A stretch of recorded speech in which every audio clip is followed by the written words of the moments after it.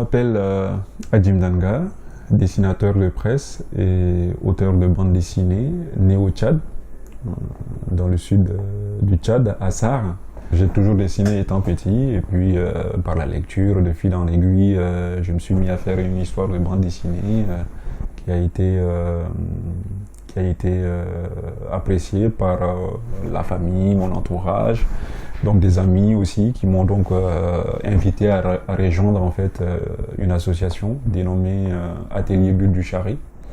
Et c'est dans cette association que j'ai appris à faire de la bande dessinée d'abord, parce que c'était de la bande dessinée que je faisais 2 ans durant. Donc comme il n'y avait pas de maison d'édition, je me suis retrouvé à faire du dessin de presse parce qu'il y avait pas mal de titres qui étaient en demande de dessinateurs. Donc 2002, j'ai commencé à dessiner dans Rafigui, qui est un journal d'initiative jeune et plutôt qui traite des sujets d'ordre culturel. Puis en 2003, je commence avec le journal Le Miroir, qui était aussi un journal de notre association, donc l'Atelier Bulle du Chari. Et dans ces journaux, c'était d'actualité politique, donc plus satire. Et c'est là que j'ai commencé à traiter à dessiner sur l'actualité politique.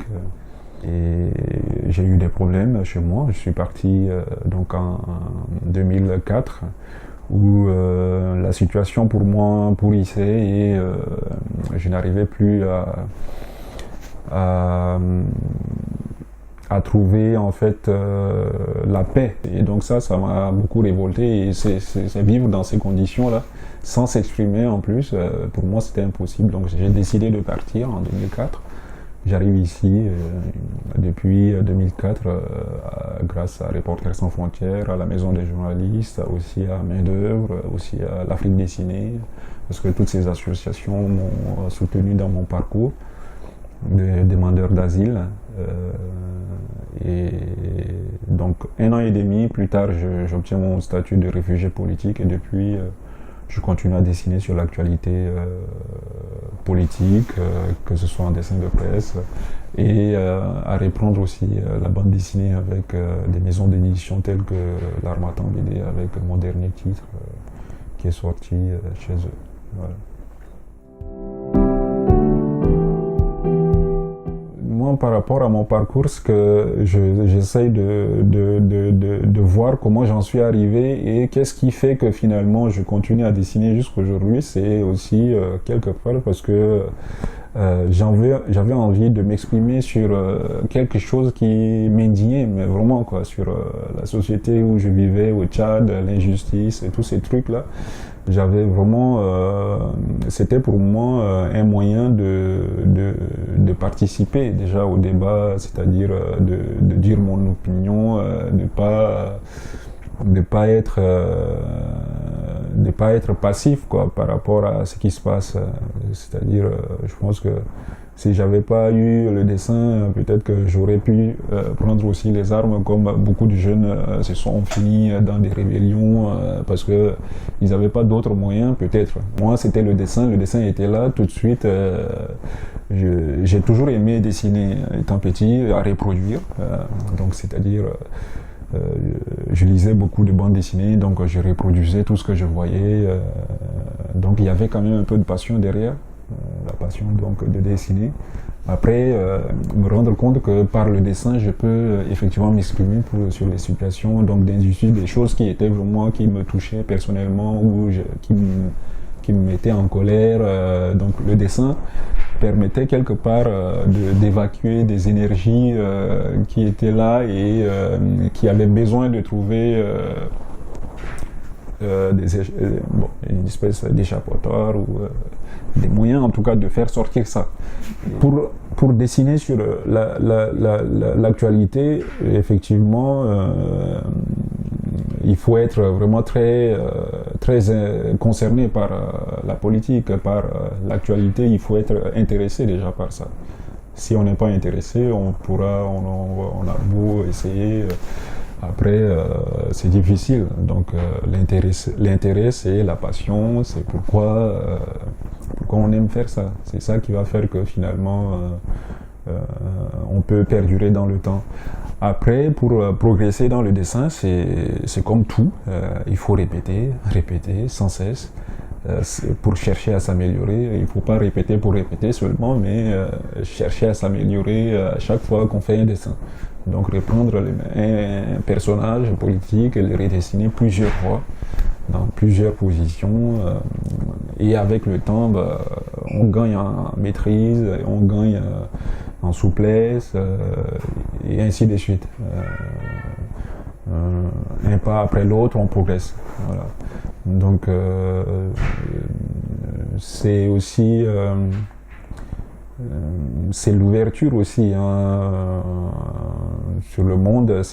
Pour moi, c'est pas que je sais tout. Le dessin me permet aussi d'apprendre parce que il y a aussi quelque part c'est cette passion aussi de l'apprentissage, d'apprendre quelque chose qu'on ne connaît pas. Donc il y a des sujets sur lesquels je n'aurais jamais pu, par exemple, toucher s'il n'y avait pas le dessin de presse qui était là, qui m'amène vers ces sujets à un moment donné, et de creuser un peu, de savoir donc ce qui s'y déroule.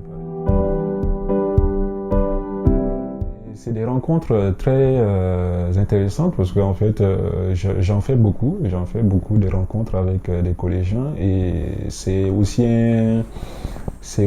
un moment où je partage un peu mon expérience, mon parcours aussi, sur comment j'en suis arrivé au dessin. Donc il y a des questions-réponses, et des fois aussi des débats sur l'actualité, sur la perception que les jeunes, eux, ont sur l'actualité, sur par exemple la liberté d'expression ou les droits de l'homme, ou des choses comme ça, sur des sujets aussi vastes, ou même par rapport à un moment donné sur le cas des religions, est-ce qu'on peut blasphémer, toutes ces choses. Ce sont des sujets qui sont souvent des fois très clivante, ça met des fois des oppositions, ça rend un peu infertile des fois certains débats, mais on en apprend beaucoup sur la perception. Moi en tout cas, j'apprends beaucoup sur la perception des jeunes, comment ils perçoivent ce que c'est que la liberté d'expression de nos jours. Qu'est-ce que c'est que pour eux les droits de l'homme, qu'est-ce que c'est que les religions et tout ça. Donc il y a des échanges comme ça, et pour moi personnellement je gagne à savoir quelle est par exemple leur manière à eux de percevoir l'actualité, qu'est-ce que c'est que l'actualité, qu'est-ce que c'est que le dessin de presse pour eux, et ça enrichit. Maintenant, de mon côté, j'essaie de transmettre aussi quelque part ma passion qui est le dessin, donc d'essayer de leur faire comprendre comment on lit un dessin. C'est important parce que c'est beaucoup des incompréhensions qu'il y a en ce moment sur certains types de dessins qui sont satiriques. Viennent de là, c'est parce que les codes de lecture ne sont pas très assimilés. Donc on travaille beaucoup sur ça, sur l'interprétation du dessin, comment on lit et tout ça. Donc c'est intéressant de faire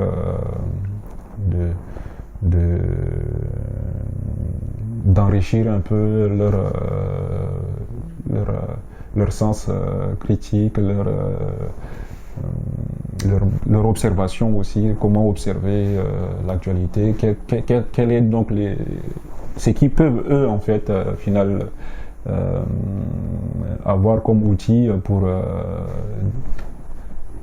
mieux lire, en tout cas, pour mieux lire, que ce soit le dessin de presse ou l'actualité en général. Là, je prépare effectivement, j'ai été en résidence à la Maison des Auteurs en 2019, donc entre 2018 et 2019, sur un an où j'ai travaillé sur un projet de bande dessinée.